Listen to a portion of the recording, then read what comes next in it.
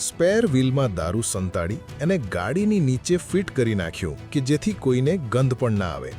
બીજા રાજ્યોમાંથી ગુજરાતમાં દારૂ ઘુસાડવા બુટલેગરો કેવી ચાલાકી કરતા હોય છે એ આ વિડીયો જોઈને સમજાઈ જશે.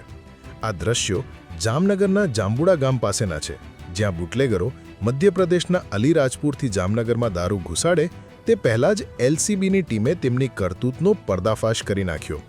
હવે બાતમીના આધારે જામનગરના જાંબુડા ગામના પાટિયા પાસે એલસીબીની ટીમે વોચ ગોઠવી હતી. પહેલાં તો આ ગાડીની તપાસ કરતાં કાંઈ ના મળ્યું, પણ જેવું ગાડીની નીચે ફિટ કરેલું સ્પેર વ્હીલ ખોલવા જણાવ્યું, બુટલેગરોનો ભાંડાફોડ થઈ ગયો. ટાયરની અંદરથી ટ્યુબ કાઢી તેમાં દારૂની બોટલો સંતાડી હતી. આટલું જ નહીં, કારની સાઈડના પતરાના પાટિયા ખોલી તેમાં પણ શખ્સોએ દારૂ સંતાડ્યો હતો.